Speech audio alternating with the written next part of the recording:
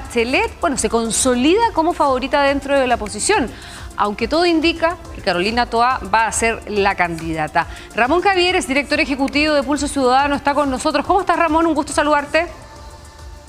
Hola Titi, buenos días, muchas gracias por la invitación. Muchas gracias a ti. Hablemos un poquito de los escenarios presidenciales. Decíamos, comienza marzo, comienzan las definiciones muy apuradas, ¿no? Porque de aquí a abril tienen que sacarse eventualmente los candidatos para las primarias.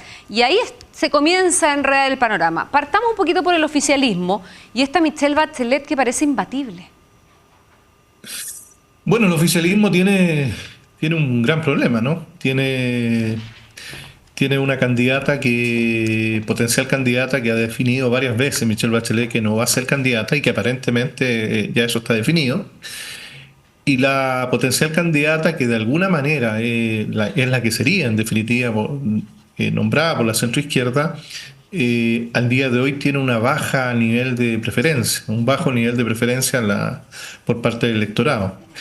Eso implica un problema, en definitiva, un problema que ya se ha comentado bastante en términos de la agenda política, que desde qué punto de vista la propia Michelle Bachelet de alguna manera coarta, ¿no?, las posibilidades de crecimiento de otros candidatos, considerando el gran liderazgo, el gran arrastre, ¿no?, que tiene la expresidenta en su segmento. Por lo tanto, hay un gran problema, una gran definición que tiene que tomar justamente el sector. Ahora, una vez que se defina ¿ya? ¿Quién va a ser, y pensando que ya Michelle Bachelet está descartada, bueno, es otro escenario, porque ya cuando existen las definiciones y más encima va a existir una primaria, sé que existe, ¿no? Obviamente los candidatos toman un posicionamiento, toman una valorización, toman una visibilidad que hace que en definitiva se espere, ¿no?, que aumenten en términos de preferencia en sus sectores y en los elementos sectoriales que tienen. Sí, sobre Michelle Bachelet, ¿cómo crece Bachelet? Porque se pega un salto, sigue estando por debajo de Evelyn Matei, pero uno se pregunta inmediatamente qué hace que la expresidenta siga creciendo cuando no habla, cuando no tiene actividades políticas, sino que está como en el inconsciente colectivo, en la conversación diaria, en las pautas de prensa, en las preguntas también a los eventuales candidatos. Uno se pregunta, bueno, ¿por qué sigue creciendo Michelle Bachelet pese a su negativa de ser candidata nuevamente? Mira, el mes de enero había una distancia de 16 puntos entre Matei y Bachelet. Hoy día, en la última edición que desarrollamos nosotros, tienen una distancia de 8 puntos.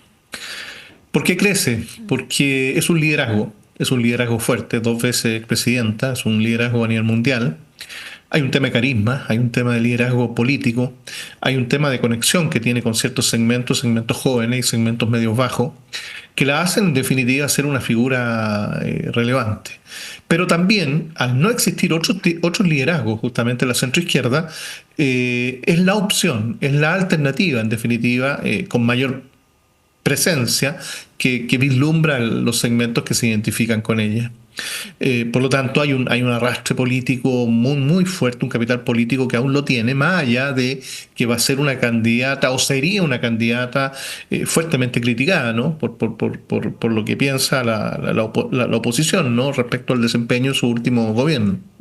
Pero sin duda que es un liderazgo fuerte. Uno inmediatamente se pregunta si es que este respaldo que tiene la expresidenta Michelle Bachelet sería o no endosable a un candidato del oficialismo.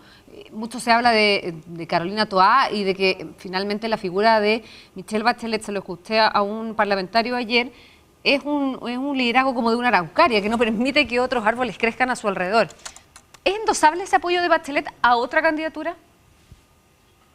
Mira, mi percepción y un poco viendo la historia, ¿no?, los capitales políticos no son endosables. Ya lo vimos en la elección pasada, cuando Narváez también existía una definición, prácticamente un nombramiento por parte de Michelle Bachelet, y Narváez no tuvo, en definitiva, la capacidad de captar eso. Porque en definitiva acá hay un juego personal, hay un juego de liderazgo individuales, hay un tema de conexión política, y eso es lo que hace un liderazgo en términos políticos. Por supuesto que cada sector tiene un porcentaje mínimo, ¿no?, de adherencia, tanto la derecha, la centroizquierda, la centroderecha, pero no necesariamente eso puede sumar, ¿no?, 2 más 2 en función del candidato o independiente del candidato que exista. Juega mucho, en definitiva, el liderazgo y la capacidad de conexión. Y en ese sentido, Michelle Bachelet, sin duda, que tiene una conexión muy relevante con gran parte del electorado de la centroizquierda. Sí, hablemos ahora de lo que pasa en la vereda de enfrente. Evelyn Matei, que tiene probablemente su dificultad más en su sector que en el frente. Tiene dos candidatos que constantemente la están sacando al pizarrón. Estamos hablando de José Antonio Kast y Johannes Kaiser. Y esta negativa de ambos candidatos de llegar a un consenso y enfrentarse en una primaria, sino que llegar a primera vuelta. ¿Va a aguantar Evelyn Matei esta embestida probablemente que puedan tener estos candidatos que buscan diferenciarse precisamente dentro de su sector? Bueno, no es un escenario fácil tampoco para Evelyn Matei. Yo creo que Evelyn Matei está haciendo los esfuerzos de unidad. En todas las entrevistas últimamente que ha estado dando apunta a eso, a la unidad, ¿no? Hablaban de un elemento programático el día de ayer. Sin embargo, tal como pasó la elección pasada, es bastante probable, ¿no? Que no existe esa unidad y que la derecha se presente con dos candidatos, ¿no? Ahora, la duda que hoy día yo, en mi percepción, es que si va a tener el aguante necesario en términos de rodaje político, Johannes Kaiser en seguir avanzando, y eventualmente nos podríamos encontrar una cosa inédita de tres candidatos, aunque lo más probable que los dos candidatos de la extrema derecha o de una derecha más dura tengan una definición política entre ellos, justamente en una eventual primaria. Pero a mí me da a entender que lo más probable es que nuevamente existan dos candidaturas de derecha y centro derecha en la elección final en noviembre. Ramón, hoy día me tocó hablar con José Antonio Kast y él no descarta que incluso en una primera vuelta puedan pasar dos candidatos de derecha a segunda vuelta. ¿Es plausible eso? Bueno, va a depender. Todo es posible en política, falta mucho tiempo, todo es posible. Va a depender. Si un escenario hipotético hoy en día de una presentación de Michelle Bachelet por parte de la centroizquierda es poco probable, pero un escenario sin Michelle Bachelet y con un liderazgo que no sabemos cuál podría ser, o si Toa no tiene la fuerza necesaria, ¿no? En términos de posicionamiento, por supuesto que podría darse ese escenario, ¿ya? Que sería un escenario bastante particular en la historia de Chile en términos de preferencias electorales, ¿no? Respecto a candidatos y representación de los sectores. Ahora, Así que bueno, todo depende de la posición que pase sí, con la centroizquierda, ¿no? En términos de su definición. Sí, pero ¿cuánto se diluyen los apoyos, los respaldos cuando hay una gran cantidad de candidatos? Porque tenemos unas primarias que hasta ahora no hay nadie tan dispuesto, salvo Evelyn Matei, a competir en una primaria. Bueno, las primarias han demostrado ser también bastante desafiantes. No nos olvidemos el escenario que teníamos hace 4 años atrás, en el 2021, donde habían dos candidatos que eran bastante fijos que iban a estar en la boleta final en noviembre, y no pasó eso, porque obviamente las primarias fue un comportamiento totalmente impredecible desde el punto de vista político y preferencia. Hoy día es el mismo escenario, se presume, ¿no? Que al menos en la centro derecha está bastante claro quién podría estar en esa segunda vuelta.